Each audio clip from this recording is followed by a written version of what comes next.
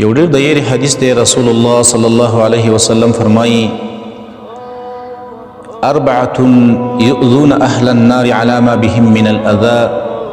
یو څلور جهنمیان به داسې چې هغه به د نورو جهنمیانو له د خپل چغو د وجې نه او د خپل سختوالي د عذاب د وجې نه د نورو جهنمیانو له تکلیف ورکړي. یسعون بین الحمیم والجحیم. او دا څلور کسان به د ګرمو اوبو او د رنګې د دې سخت اور په منځ کې منډې را منډې وایي. او یدعون بالویل والثبور. د هلاکت چغې به وباسي، د هلاکت چې ای هلاک شولو، ای برباد شولو. نو فیقول اهل النار بعضهم لبعض. د جهنمیان به خپل منځ کې یو بل ته ووایي چې ما بال هؤلاء قد آذونا على ما بنا من الاذى. د دې څلورو کسانو دا څه حالت دی؟ دی خو موږ له تکلیف راکړو، دا په څومره غټ عذاب کې دی مبتلا دي چې دومره چغې وباسي. نو را به شي دا څلور جهنمیان د دوی معلومات به کوي.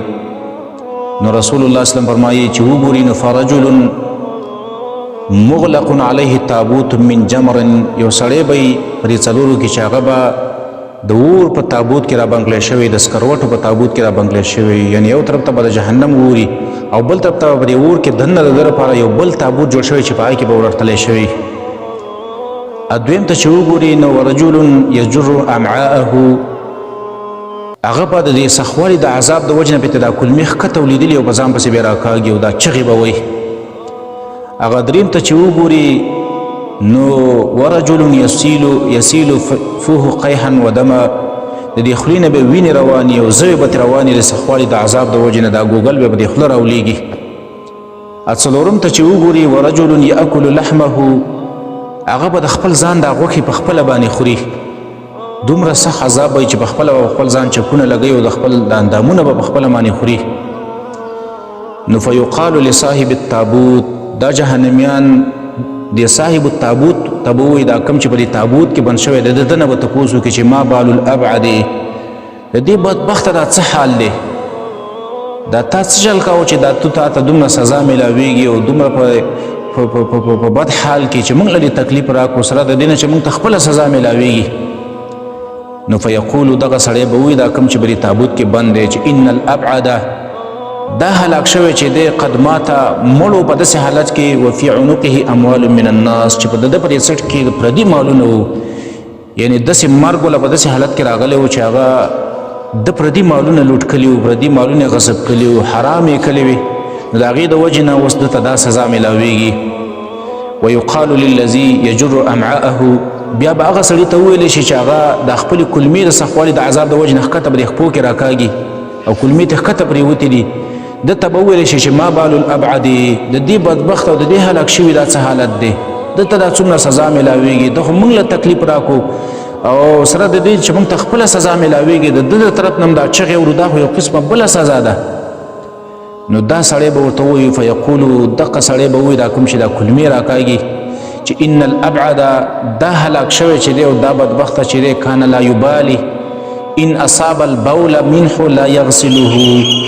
ده به داسې کار کوو په دنیا کې چې د تش او د اسماتو نه به ځان نه ساتو. چې کله به په کپړه باندې جامو باندې تش او د اسمات یې ولګېده نو هغه به یې نه وینځو، بې باکه وو. نو نن دا حالت دی چې دومره سخته سزا ورته میلاویږي چې دا کلمې ښکته په ځمکه باندې پرتې دي د سختوالي د عذاب د وجې نه. فیقال للذي یسیل فوه قیحا و دما.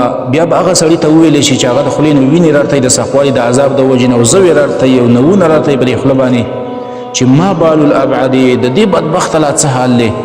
ده به څه شل کلی په دنیا کې چې دومره سخت سزا ورته میلاویږي. نو دا سړی به ورته ووایي چې ان الابعد کان ینظر الى کل کلمة بدعة قبیحة یستلذ بها.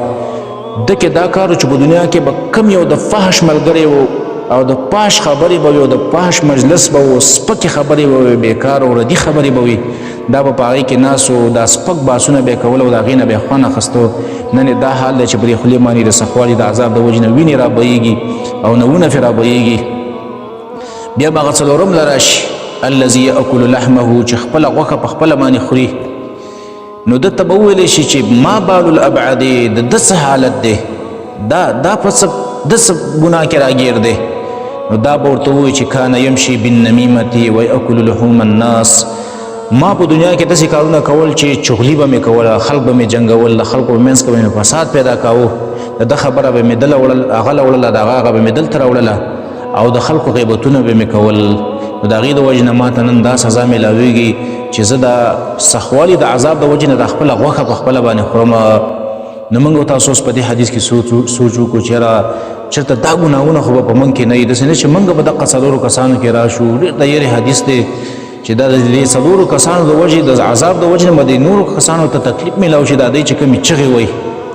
نو موږ تاسو له دا پکار ده چې یاره سوچ او فکر به دې کې وکړو چې چېرته موږ په دې څلورو ګناهونو کې نه یو اړه